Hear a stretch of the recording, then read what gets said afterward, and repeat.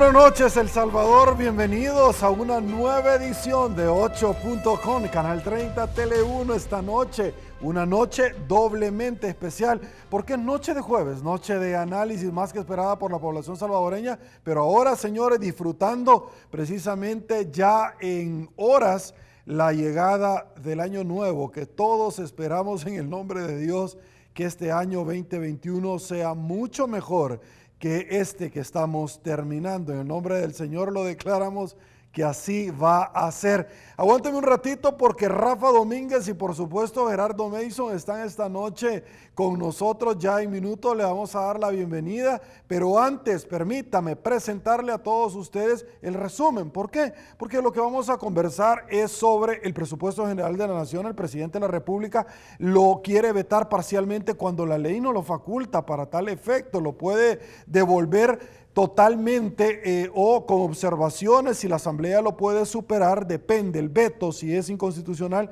va a la Sala de lo Constitucional de la Corte Suprema de Justicia a dirimir esta posición, esta controversia, pero no es el caso. Hablaremos también sobre Estados Unidos va a recortarle a El Salvador la ayuda militar. Vamos a hablar de varios temas porque el Tribunal Supremo Electoral ha dicho no señor a las candidaturas transfugismo, particularmente el de la candidata Hernández, que es militante del Partido Demócrata Cristiano y que aspiraba a ir por una alcaldía de Nuevas Ideas allá en Santa Ana. Les presento el correspondiente resumen a efectos de ilustración. Iniciamos.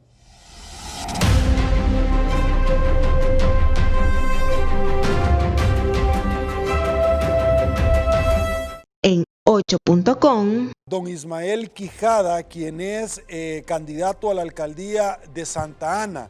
Don Cayetano Cruz, alcalde y candidato, candidato para la alcaldía de Soyapango. Don Rogelio Canales, quien es candidato a la alcaldía de San Salvador. La población tiene que saber que este apoyo Femilenio es parte de las contribuciones que hacen los salvadoreños allá en Estados Unidos. O sea, los gobiernos de Estados Unidos desarrollan estos proyectos, pero ¿verdad? Bajo el esfuerzo que realizan todos nuestros compatriotas que están allá fajándose en Estados Unidos y dan sus aportes a través de los impuestos. Pues.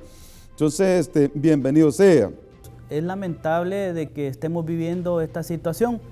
Eso refleja en realidad que hay un desorden por parte de este gobierno en las finanzas, pero yo no quisiera pensar más allá que ese desorden tiene a la base preguntarse a dónde está el dinero, porque la Asamblea ha estado aprobándoles diferentes préstamos, se aprobó el presupuesto a donde precisamente iba contemplada esa contrapartida, que por supuesto todos los salvadoreños nos alegramos cuando viene ayuda, y esa ayuda va específicamente a beneficiar a la población salvadoreña.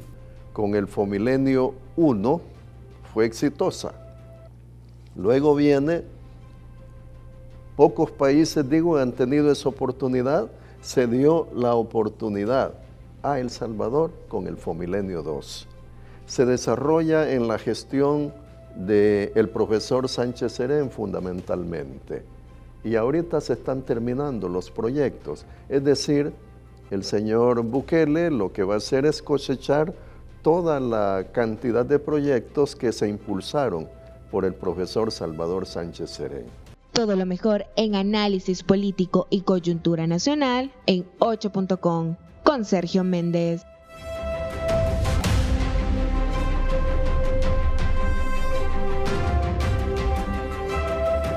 Y bueno, señores, nos incorporamos ya en este tribuna de entrevista y le damos la bienvenida a Rafa Domínguez. Muy buenas noches, Rafa, un gusto. Buenas noches, Sergio, buenas noches a toda la audiencia, a Gerardo y también saludos a Walter Raudales, que hoy no pudo acompañarnos, pero esperamos su pronta recuperación de salud.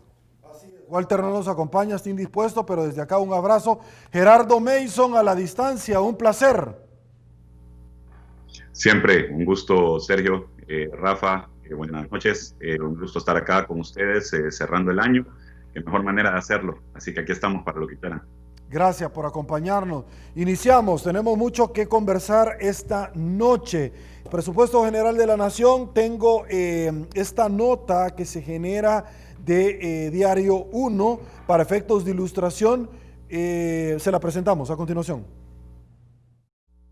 El presidente de la República, Nayib Bukele, anunció que sancionará una parte de los 11 decretos aprobados por la Asamblea Legislativa con relación al Presupuesto General de la Nación 2021. Mediante su cuenta de Twitter, el mandatario aseguró que también vetará los decretos que considere vulneran los beneficios de la población. Bukele dijo que acompañará el aumento en la pensión mínima, el pago de la contrapartida de Fomilenio 2, el aumento salarial para docentes, personal de salud, seguridad, entre otros puntos. Sin embargo, adelantó que no avalará los decretos que contienen una reducción en inversión pública, en equipo para el Plan Control Territorial y transferencia de fondos para alcaldes. Además, el jefe de Estado señaló que los fondos destinados para las obras de todo el año serán invertidos en los primeros 4 meses y solicitarán más dinero a la próxima asamblea. Agregó que los recursos saldrán de los recortes que realicen los nuevos diputados en la transferencia a las alcaldías y ONGs. Informó para Noticiero 1, Elmer Aragón. Listo. Rafa Domínguez, Gerardo, amigos televidentes, el presidente pretende recortarle nuevamente la plata a las alcaldías. Ya no es un tema de que si hay fondos o no. La Corte de Cuentas de la República estableció que para este ejercicio 2020 el Ejecutivo tiene los fondos y no los quería entregar, al igual que el pago de empleados de la Asamblea y la Corte Suprema de Justicia. El tema es que la Asamblea ya le aprobó el presupuesto para el 2021. El tema es que le recortó las plazas ad honorem y le dice no puede existir. Ya nos dimos cuenta que muchos de ellos tienen 2 o 3 plazas adjudicadas, pero también el presupuesto para publicidad de Casa Presidencial, altamente oneroso, pero también el del organismo de inteligencia de Estado. El presidente quiere vetar parcialmente cuando la ley no lo permite, es decir, dentro del presupuesto lo que a mí me conviene y lo que no me conviene. Su opinión sobre esto, inicio, Rafa Domínguez, por favor. Sergio, muchas gracias y nuevamente un saludo a la audiencia en este fin de año. La esperanza no la podemos perder, eso sí es bueno remarcarlo, que a pesar de todo viene un año nuevo lleno de oportunidades. El tema del presupuesto lo abordamos en el programa anterior y dijimos que no podía aprobarse de la manera en la que se estaba aprobando y creo que nos da la razón el argumento de lo que el presidente llama su jaque mate o una jugada maestra al decir que va a recortarle al presupuesto o a lo que pida de reforma de presupuesto, recortarle el dinero a las alcaldías, a las ONGs a las cuales se les da dinero. Bueno, toda esa manipulación, ¿por qué? Porque está basado en deuda, está basado en una cantidad de dinero que se necesita prestar para poder sostener dicho presupuesto. Y eso, en definitiva, va contra también los argumentos constitucionales del uso de la deuda. Pero el presupuesto general, entiendo yo, y ya lo has dicho tú, Sergio, y tú que eres abogado, que no puede vetarse parcialmente. El veto es veto, y hablamos de una ley del presupuesto. Aprobada por la Asamblea, es una ley que el presidente puede vetar, observar o puede sancionar. Si la va a observar, entonces eso sí es un cuestionar, un dar detalle de qué es lo que no le gusta de la ley y la puede retornar a la Asamblea Legislativa para que ésta tome en cuenta las observaciones o las supere. Pero vetar parcialmente no entiendo yo que sea parte de los procedimientos, por lo tanto esa argumentación va nuevamente en la misma línea de las argumentaciones mediáticas para generar una confrontación, una conversación, pero no realmente apegada a la ley, lo cual también tiene consecuencias graves porque va a terminar todo en la Sala de lo Constitucional declarando al final inconstitucional su actuar y probablemente el presupuesto general de la Nación. Y tendríamos que apegarnos siempre al presupuesto de 2020 para que pueda continuar la operación gubernamental. Yo creo que se está haciendo del manejo presupuestario un manejo totalmente electoral. Listo. Sobre estas líneas tengo la otra nota también de Diario 1, donde el presidente de la Asamblea Legislativa responde ante preguntas de periodistas sobre ese tema. A continuación se la presentamos. Mario Ponce, presidente de la Asamblea Legislativa, negó que el mandatario Nayib Bukele logre vetar o sancionar ciertos decretos que forman parte del presupuesto 2021. El presupuesto 2021 en sí es un documento total, ¿verdad? Si él lo quiere vetar de forma parcializada, no creo que se pueda. Puede hacer observaciones. Él puede de alguna manera vetar la fuente de financiamiento en relación a la deuda. Y eso lo puede hacer, por supuesto que lo puede hacer. Pero en el caso muy particular del presupuesto por sí, no lo puede hacer. El legislador apuntó a que la propuesta presentada por el Ejecutivo era inconstitucional al realizar una distribución errada y fuera de la ley de los fondos. Le había aprobado un presupuesto con 51 millones de dólares menos y eso no se ajustaba al 6% que le corresponde a la Corte Suprema de Justicia. Entonces, iba el 10% del FODES orientados en el presupuesto 2021, que es una ley. Viene por mandato constitucional, lo dice el 203, donde los gobiernos municipales son autónomos en lo técnico, en lo administrativo y en lo financiero. Y dice, habrá un Fondo de Desarrollo Económico Social, que es el FODES, el legislador determinará el porcentaje, ya el legislador determinó el porcentaje, que es el 10%. Entonces, ¿iba el 10%? No iba. Entonces, el aprobarlo así como lo envió, era inconstitucional. Ponce también sostuvo que es la Sala de lo Constitucional quien determinará la asignación de fondos para el Fomilenio 2. No podemos tener doble, digamos, asignación y eso tenemos que cuidarnos. Estaríamos haciendo una doble asignación presupuestaria. Nosotros necesitamos que la Sala de lo Constitucional se manifieste, ¿vean? Se exprese y que lo haga lo más pronto posible, porque estamos hablando de decisiones de Estado. El Fomilenio necesita ya los 54 millones. De no darnos la razón a nosotros vamos a buscar el mecanismo de dónde tienen que salir esos 54 millones de dólares para Fomilenio. El presupuesto aprobado con 58 votos a favor ascienden a 7.453 millones de dólares. Informó para Noticiero 1 Maite Portillo. Listo. Gerardo Mason, su opinión, por favor.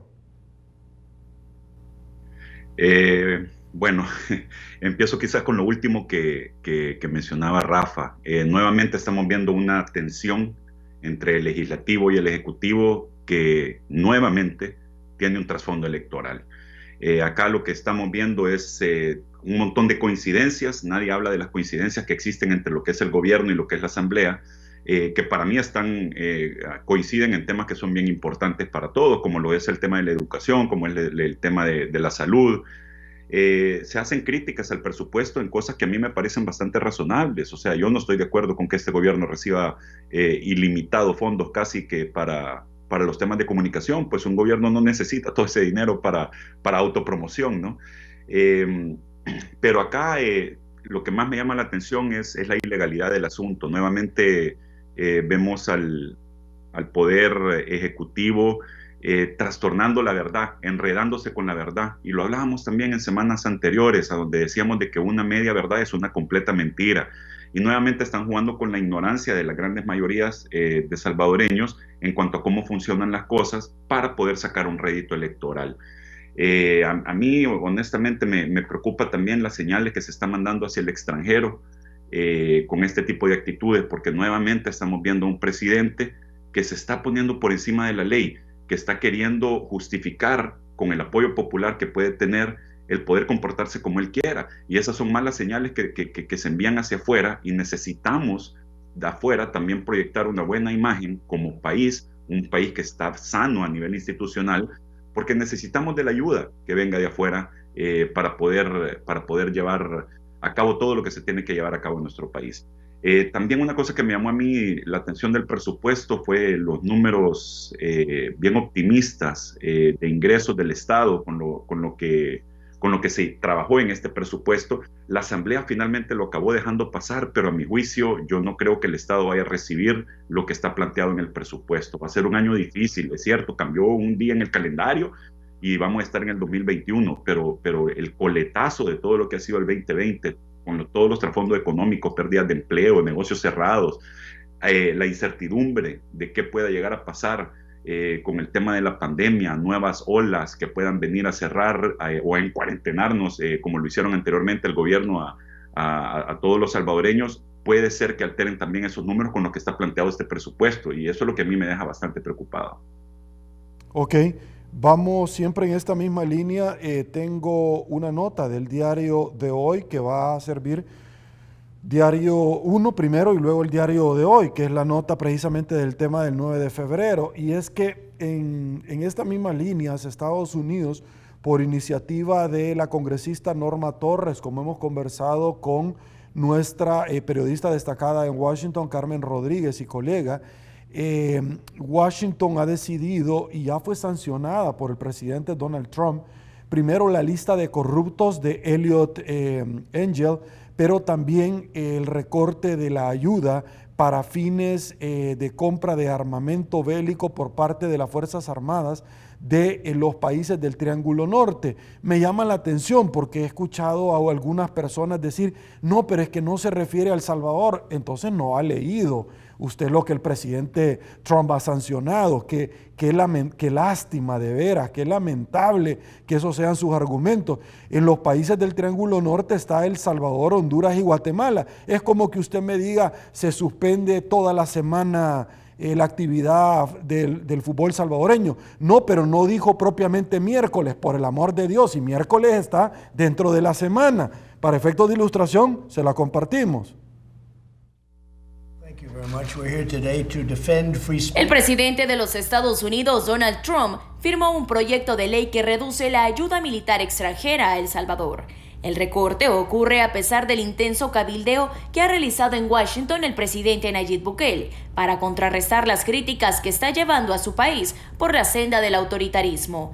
El pasado sábado, el Congreso aprobó un proyecto de ley de apoyo económico para los países del Triángulo Norte, es decir, El Salvador, Honduras y Guatemala. Sin embargo, una de las principales condiciones que establecieron los congresistas para liberar los fondos es la limitación del financiamiento militar y, por el contrario, fortalecer el Estado de Derecho y combatir la corrupción. Según la congresista de origen guatemalteco, Norma Torres, dijo que el objetivo de los fondos no es financiar a los militares que controlan la corrupción. La prohibición forma parte de una iniciativa de los demócratas en la Cámara de Representantes para fortalecer las medidas contra esta práctica en Centroamérica. Informó para Noticiero 1, Lisette Santamaría.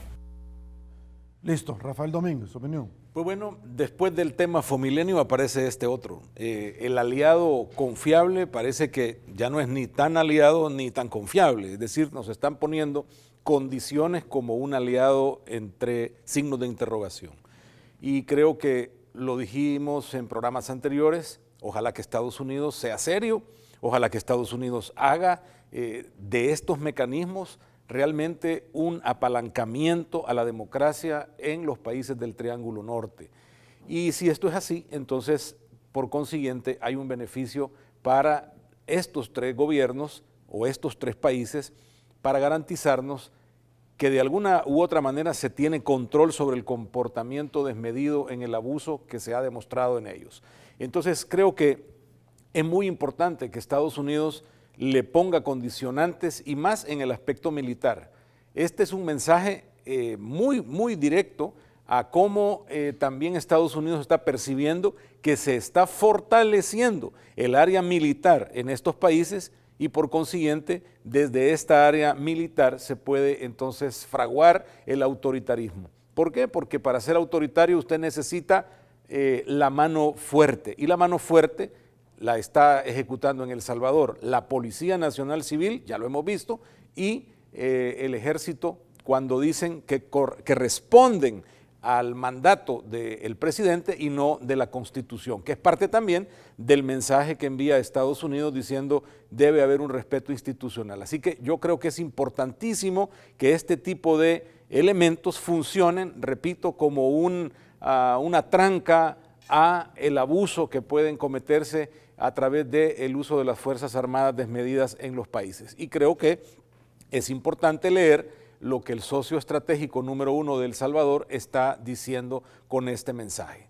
Ya no es solo Fomilenio, que ya no aplicamos, que hay que pagar la contrapartida, es que hemos perdido entonces una posición también dentro de la preferencia de los Estados Unidos. Recordemos que esa preferencia tiene intereses y los intereses de Estados Unidos en el Triángulo Norte regresan con también Joe Biden en la presidencia, de quien ya se ha adelantado parte de su política de mucha preocupación contra la corrupción en esta región. O sea que también no solo del lado autoritario es el asunto, sino de la corrupción.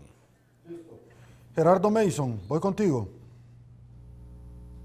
Muy interesante lo que dice Rafa. Yo le sumo de que cuando hay un cambio de presidencia en un país como Estados Unidos, la política exterior, el manejo de la política exterior, antes de que haya un cambio de quién se sienta en la silla presidencial, ya pasa a tener bastante influencia el que va a ser el nuevo presidente de Estados Unidos a manejarlo. Creo que eso es lo que ya estamos empezando a ver ahorita, los cambios que van a venir en la administración Biden versus lo que se estaba haciendo en la administración Trump.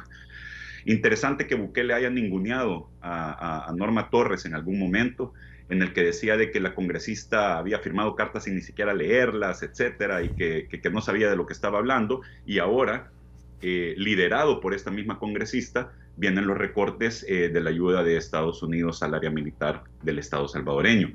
Creo yo de que aquí el mensaje es claro en cuanto a que vos podés gastar millones de dólares, como lo ha estado haciendo el presidente Bukele, en lobistas en Estados Unidos para tratar de influenciar a los servidores públicos del gobierno norteamericano, pero las acciones finalmente son las que acaban hablando más que los lobistas. Entonces vos, por más dinero, por más millones, por más cientos de millones de dólares que gastes en tratar de vender algo que en realidad no está sucediendo, aquí no estás hablando con gente tonta.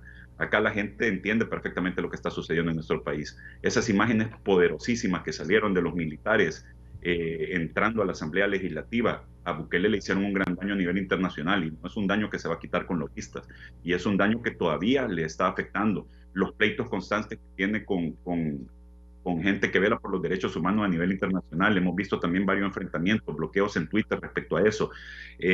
Son cosas que no hacen ver bien a Bukele a nivel internacional y que ahorita le están costando pues al pueblo salvadoreño. Entonces estamos empezando a ver cómo cambia el poder en Estados Unidos. Yo lo que quisiera llamar a la reflexión en cuanto a que nos hagamos la pregunta, ¿por qué en Estados Unidos nos están viendo así? ¿Y por qué nosotros en nuestro país no somos igual de críticos? Yo quisiera de que cualquier gobierno que estuviera en el poder, de las lecciones que deberíamos de aprender, es que hay que ser muy críticos y muy exigentes con el gobierno, no importa si les dimos o no el voto. Es más, si les dimos el voto para que ellos pudieran estar a donde están, yo creo que nosotros deberíamos de ser todavía más exigentes con ellos, porque nosotros los pusimos en la posición de poder que ostentan. Y eso es lo que yo creo que en el país no está sucediendo en estos momentos. Nosotros estamos siendo más fanáticos que pensadores críticos. Y al hacer eso, estamos dejando de que nuestros gobernantes, sean del partido que sea, o repitan errores del pasado, o se comporten de igual o peor manera que como se comportaron en el pasado, y lo van a seguir haciendo si ellos ven que sus números de popularidad siguen intactos. ¿Y por qué Estados Unidos ahorita está preocupado por el aumento y el protagonismo que pueda tener una fuerza armada o los brazos armados de un gobierno? Y es porque hay que analizar la historia. Nuestro presidente lastimosamente salió hace poco queriendo ningunear la historia de nuestro país, queriendo desmerecer la historia reciente de nuestro país en temas como los acuerdos de paz o la guerra que se peleó en El Salvador. Eso no fue una mentira, eso de verdad sucedió, y empezó con actitudes muy similares a las que estamos viendo nosotros ahora del gobierno de turno. Entonces, por eso es que es bien importante también aprender un poco de historia, leer la historia, repasarla, entenderla, no desde un punto de vista fanático para tratar de justificar como uno ya piensa. No, hay que entender por qué se peleó una guerra en El Salvador. Y se peleó porque había falta de democracia, principalmente. A eso le puede sumar después todas las causas sociales y todo lo demás, pero la gente lo que quería era democracia. Lo que no querían eran militares en el poder, lo que no querían eran dictaduras. Y yo entrevisté a María Chichilco cuando hice los documentales de los archivos perdidos del conflicto, y María Chichilco a mí me explicaba de que a mitad de la guerra ella se dio cuenta del gran error que ellos habían cometido como guerrilla al empezar a pelear por una dictadura, pero de otra ideología. Y en las palabras de ella era, dictadura es dictadura, la ejerza quien la ejerza. Lastimosamente hoy vemos de que está como miembro del gobierno actual, que todo apunta a que quieren llevarnos en esa dirección. O sea, tenemos un gobierno que se comporta muy parecido a los gobiernos anteriores, con creces, y más encima estamos como pueblos dispuestos a darle todavía más poder a ese gobierno. Y yo creo que eso no nos va a llevar a un buen puerto si estas actitudes que se están mostrando ahorita nos llevan a donde antes en la misma historia de nuestro país han llevado ese tipo de comportamientos de parte del gobierno. Listo. Vamos, ¿quiere adicionar? Vale la pena agregar, Gerardo, el análisis sobre lo que pasa en Nicaragua, porque también no podemos dejar de lado que tenemos en la región a un dictador en Nicaragua que se está reforzando y que ya prácticamente con las últimas decisiones de las semanas pasadas, donde prácticamente tiene capacidad para eliminar candidaturas de opositores, puede hacer lo que le dé la gana, la región necesita un balance, si no entonces vamos a regresar a los años 50, 60, lleno de dictadores en toda la región centroamericana. Listo. Voy a compartir este video del diario de hoy, de lo que sucedió el 9 de febrero, y me voy a una pausa y regresamos.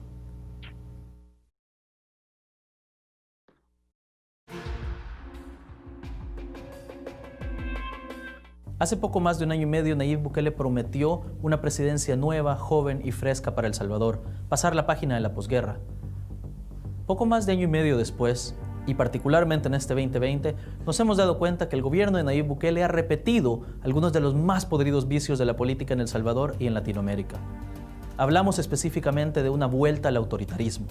Esa idea de que el poder, que debería estar disperso en diferentes órganos y que debería estar vigilado, se empieza a concentrar en una persona y sus caprichos políticos. El ejemplo más vistoso de este camino autoritario es el 9 de febrero, cuando el presidente Nayib Bukele encabeza una toma militar y policial de la Asamblea Legislativa con el afán de presionar indebidamente a los diputados, en algo que algunos han calificado como un intento de golpe de Estado legislativo. Pero hemos tenido ejemplos menos vistosos e igual de peligrosos. Hemos tenido, por ejemplo, el llamado del presidente a sus policías y militares a decirles que capturen ilegalmente a las personas que violaran el confinamiento en el marco de la pandemia. En ese sentido, el presidente incluso dijo que no le iba a molestar si los policías le doblaban la muñeca. Les he dado la instrucción de que sean más duros con la gente en la calle. Yo no quiero escuchar, y bueno, si en un país libre lo pueden poner, pero no me va a importar ver en las redes sociales, ay, me decomisaron el carro, ay, me doblaron la muñeca. Haciendo una clara referencia a la brutalidad policial, un camino que El Salvador ya vivió y no debería regresar. El presidente ha encabezado también un sistemático hostigamiento a los medios de comunicación, a los diputados opositores y a todo aquel que se atreve a hacer preguntas de su gestión. El presidente también ha cerrado las puertas de la transparencia, no permitiendo que el ciudadano sepa cómo se están utilizando los recursos que da en impuestos. El presidente también ha incurrido en graves violaciones a los derechos humanos. El Salvador está en un peligroso camino al autoritarismo, perdiendo poco a poco su democracia. Y esto es algo que no podemos olvidar.